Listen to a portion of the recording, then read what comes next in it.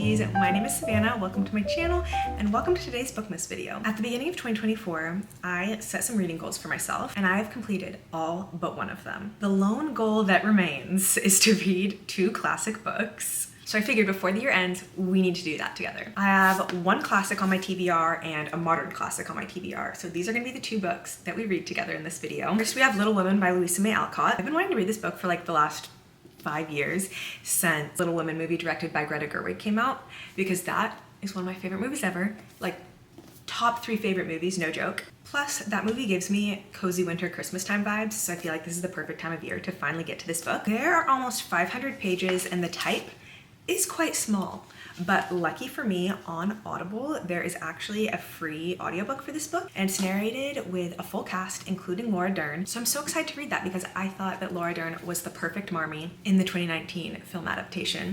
So I know I'm gonna enjoy listening to her read this book out loud to me. So yeah, I'm super excited for this one. And the modern classic that I've had on my TBR for literally an entire year is The Bell Jar by Sylvia Plath. I became super interested in Sylvia Plath last year because I actually visited the town in England where her grave is. And when I was there, I was super inspired to read something by her. And I feel like The Bell Jar is one of, if not the most well-renowned piece of her work.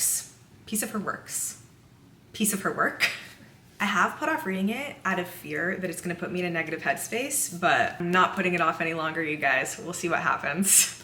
A haunting American classic. So yeah, obviously I know the story of Little Women for the most part. It's a coming of age story about 4 sisters. The primary sister that it follows is Jo. Her interests are not typical of girls at the time, but that makes her a very like fun, spunky, and inspiring character to follow. Each of the sisters have such distinct personalities and distinct interests, and they're all so lovable in their own ways. Even Amy. I know some people don't like Amy, but I love Amy. And then I actually don't know what The Bell Jar is about. I know it's fiction, but I think it might roughly be based off of some things that Sylvia Plath experienced herself. I think as I read this one, I definitely want to do a little bit of research on Sylvia Plath herself, just because I find her so fascinating.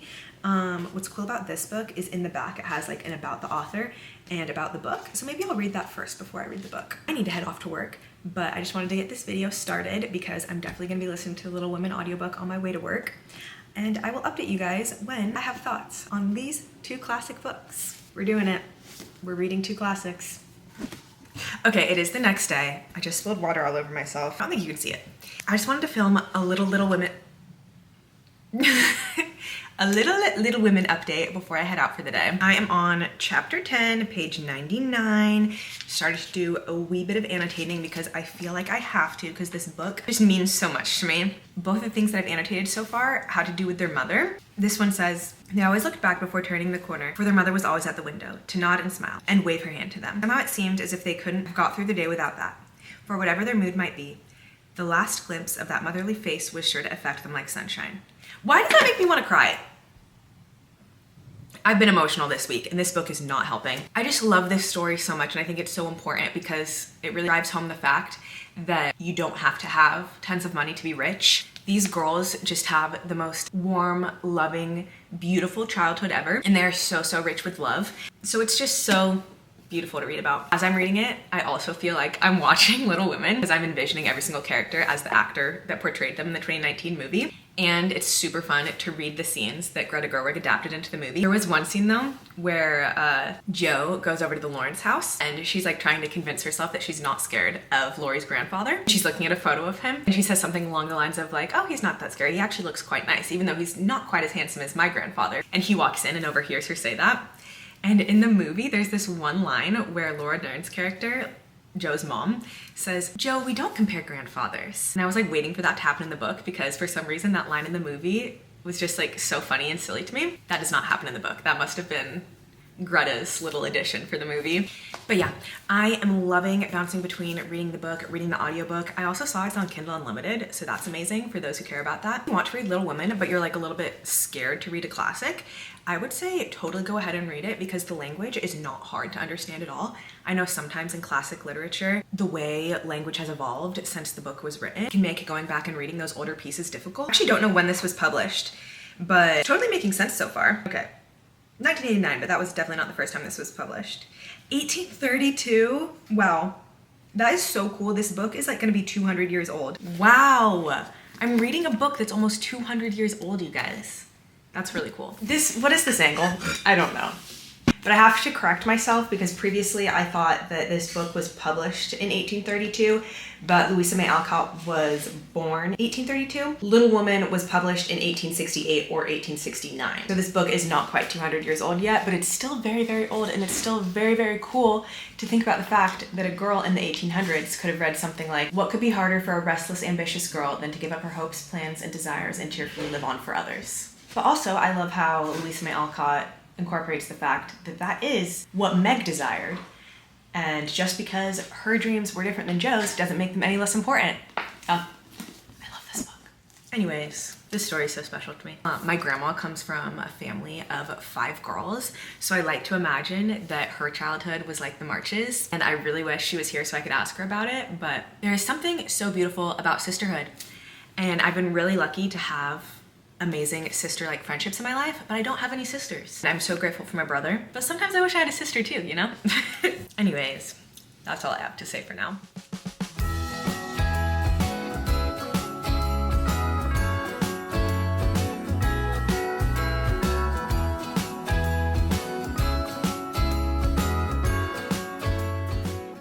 Hello besties, I'm currently having myself such a wonderful day off. Went to Pilates and then I went to a cafe, got a matcha, and finished Little Women. As you guys saw, I was listening to the audiobook and reading it on my Kindle, and I realized the audiobook does not exactly match up with the book that's on Kindle Unlimited. I think because the audiobook is like a dramatized version, and there's different characters for each of the voices. They're kind of acting out the book, so it omits the like, she said, he did this in this way, because you can put 2 and 2 together by the way that the actors kind of like act out their lines. So that was interesting. I ended up just mainly listening to it instead of following along in my Kindle because I kept getting myself confused over that. But whenever I'd hear like a quote in the audiobook that I'd want to underline, I would find it in the Kindle and highlight it so that I could later go back and do it in my physical book. I really should have just brought the physical book with me, but I had no idea that the Kindle was gonna be different from the audiobook, and I always just bring my Kindle with me everywhere anyways. So many quotable lines in this book. Let's find some examples. Anytime I think about Beth, it makes me so emotional. The way everything that happened with Beth was portrayed in the movie, I feel like was done so well because it evokes such emotion. I can't watch Joe come down the stairs and not see Beth at the table without bawling my eyes out. One thing that Beth said that I highlighted was, I'm not afraid, but it seems as if I should be homesick for you, even in heaven. But she loves her sister so, so much. Oh my gosh, of course I had to highlight. Billiards, like everything you didn't like, and I waited and I never complained. For I hope you'd love me, though I'm not half good enough. If you know, you know. Anyways, I loved that book so much. Do I love it as much as I love the 2019 movie? No.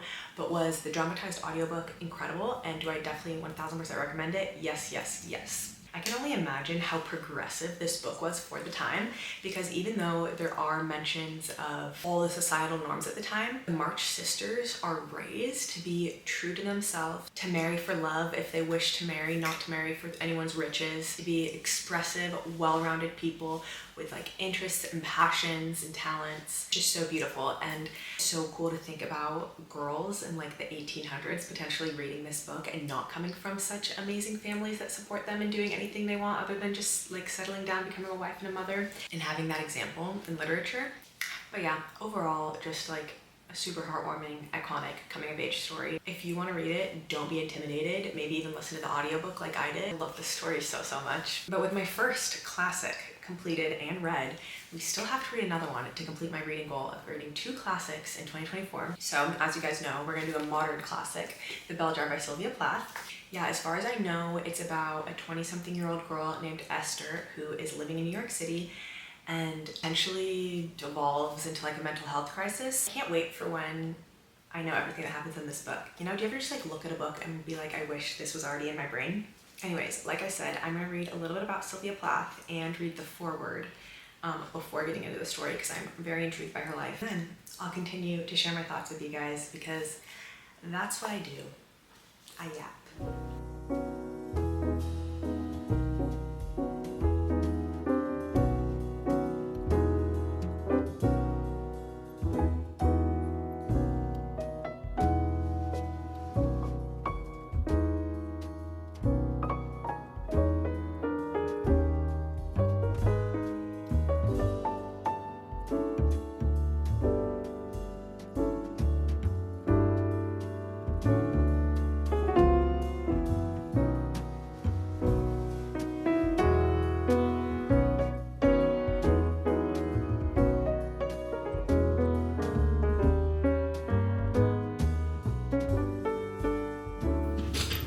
Hello besties. Oh, this chair is so loud.